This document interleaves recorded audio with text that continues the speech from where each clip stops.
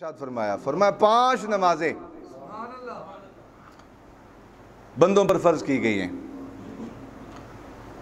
اور فرمایا جو ان کے حق کو پہچانے 5 نمازیں فرض کی گئی ہیں اور جو ان کے حق کو پہچانے اور پہچان کر ان میں سے کسی کے حق کو ضائع نہ کرے، یعنی طہارت بھی کامل ہو، وقت کے اندر نماز پڑھے، نیت بھی اس کی خالص ہو، اور فرمایا جو ان کے حق کو ضائع نہ کرے، پہچان کے رکھے، تو فرمایا اس کی دنیا، اس کی قبر اور اس کی آخرت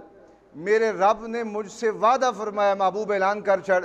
جیڑا 5 نمازاں نوں انہاں دے حق دے مطابق پڑھے گا، اس دی دنیا بھی آخرت بھی قبر بھی میں اپنے ذمہ کرم تے لینا، میں اپنے ذمہ کرم تے لینا۔ اور فرمایا محبوب اعلان کر چھڑ جس نے انہاں دے حق نوں نہ پہچانیا، فرمایا اعلان کر دے